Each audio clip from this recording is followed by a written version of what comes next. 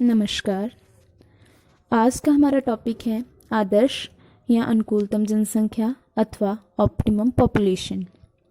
मानव और संसाधन के प्रतिरूप की बात करें तो यह प्रतिरूप हमें 3 रूपों में देखने को मिलता है। अगर जनसंख्या की तुलना में संसाधनों की अधिक उपलब्धता हो तो इसे जनसंख्या की न्यूनता अथवा जनाभाव कहते हैं, अर्थात जनसंख्या संसाधनों की तुलना में कम हो जिससे संसाधनों का उचित मात्रा में दोहन नहीं हो, तो ऐसे एरिया जनाभाव के एरियाज कहलाते हैं। वहीं अगर संसाधनों व उनके विकास की तुलना में जनसंख्या अधिक हो तो इसे जनाधिक्य कहते हैं, अर्थात संसाधन इतनी मात्रा में उपलब्ध नहीं है जितनी अधिक जनसंख्या है कि उन्हें अधिकतम लाभ दे सके, तो यह जो स्थिति है यह जनाधिक्य की स्थिति कहलाती है। जबकि जो तीसरा रूप है वह है जनसंख्या की आवश्यकता के बराबर ही अगर संसाधन की विकास की उपलब्धता हो तो इसे आदर्श अथवा अनुकूलतम जनसंख्या कहते हैं। यानी कि जनसंख्या और संसाधन दोनों में संतुलन हो तो इसे आदर्श जनसंख्या अथवा अनुकूलतम जनसंख्या कहते हैं। पिछली वीडियोस में हम जनाधिक्य तथा जनाभाव पर तो चर्चा कर चुके हैं, तो इस वीडियो में हम अच्छे से आदर्श जनसंख्या अथवा अनुकूलतम जनसंख्या को समझेंगे। अनुकूलतम जनसंख्या के सिद्धांत प्रदेश के प्राकृतिक संसाधनों और जनसंख्या के संतुलन पर आधारित है। संतुलन होने पर जनसंख्या अधिकतम सुख समृद्धि प्राप्त कर सकती है।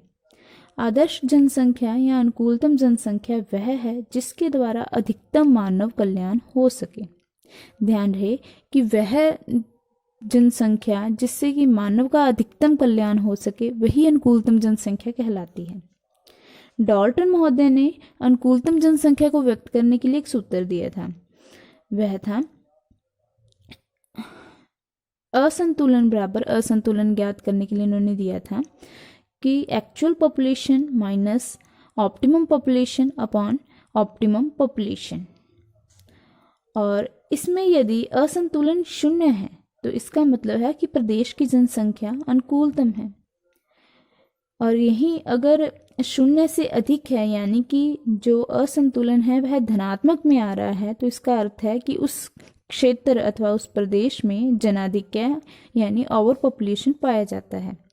जबकि असंतुलन का मान अगर माइनस में नेगेटिव ऋणात्मक में आ जाए तो इसे अंडर पॉपुलेशन या फिर जनाभाव की स्थिति कहेंगे।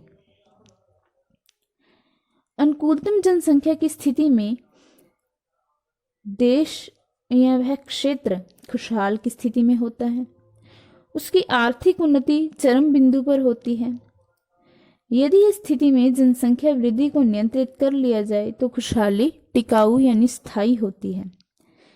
यदि जन वृद्धि तेजी से होती है तो कुछ समय बाद जनाधिक्य की स्थिति भी आ जाएगी। यानी कि यह एक वह स्टेज है जहां पर स्थिर रहना काफ़ी मुश्किल है। अगर जनसंख्या बढ़ेगी तो जनाधिक्य होगा, अगर जनसंख्या उससे कम हो जाएगी तो जनाभाव होगा। यानी कि जो अनुकूलतम जनसंख्या की स्थिति है इसे स्थिर करना या इसे हैंडल करना किसी भी क्षेत्र के लिए काफ़ी मुश्किल है। यदि जनसंख्या का ह्रास की स्थिति आती है तो भी समस्याएं होंगी। जनसंख्या का अनुकूलतम बिंदु स्थिर नहीं होता। यदि बिंदु संसाधन उपयोग की विधि, आर्थिक दशा और तकनीकी अवस्था पर निर्भर रहता है तो इसमें परिवर्तन होने से अनुकूलतम बिंदु का स्थान भी बदल जाएगा। यानी कि अगर तकनीकी में वृद्धि हो रही है तो अपने संसाधनों का अधिक उपयोग भी कर सकते हैं, तो ऐसे में जो एरिया है वहाँ की जो जनसंख्या है वह अपने आप उनके तुलना में जनाभाव की स्थिति में आ जाएगी।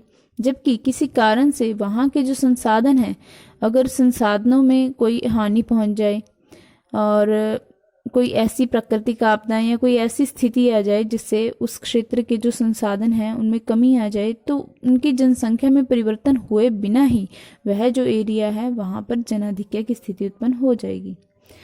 यदि किसी जनाधिक्य के प्रदेश में कृषि के उत्पादन की विधि में सुधार किए जाते हैं या नए संसाधनों को उपयोग में लाया जाता है अथवा प्रौद्योगिकी में कोई प्रगति हो जाती है तो उस प्रदेश में जनसंख्या में वृद्धि होने पर भी अधिक आर्थिक कल्याण हो सकता है। यानी कि उत्पादन की नई विधियों और नए संसाधनों के प्रयोग से बढ़ती हुई जनसंख्या भी अधिक आर्थिक उन्नति कर सकती है। तो अगर संसाधन बढ़ जाते हैं यानी कि वह जो जना अनुकूलतम बिंदु है वह स्थिर नहीं है, तो उससे भी अधिक जनसंख्या हो सकती है, तो भी लाभ ही होगा। जैसे कि उदाहरण लेते हैं हम साइबेरिया के कोयला लोहा क्षेत्रों में वनों में श्रमिकों की संख्या बढ़ने से और जनसंख्या में वृद्धि होने से वहाँ के उत्पादन में वृद्धि हुई है। वहीं अगर भारत में बिहार और मध्य प्रदेश में कोयला क्षेत्रों में नए नगर जैसे कि सिंदरी, बोकारो, भिलाई आदि में बसने वाले इन खनिज क्षेत्रों में आर्थिक उत्पादन बढ़ गया है, परंतु वहां भी जनसंख्या में अधिक वृद्धि होते होते अनुकूलतम सीमा पार करने के बाद उत्पादन में ह्रास होने लग गया। अतः अनुकूलतम जनसंख्या उन्हीं प्रदेशों में हो सकती है जिनमें जनसंख्या और संसाधनों में पारस्परिक समायोजन बना रहता है। यानी कि अगर संसाधन बढ़ रहे हैं तो जनसंख्या भी बढ़े, अगर संसाधन किसी कारण से कम हो रहे हैं तो जनसंख्या भी कम हो, तभी वह अनुकूलतम बिंदु पे होएगा।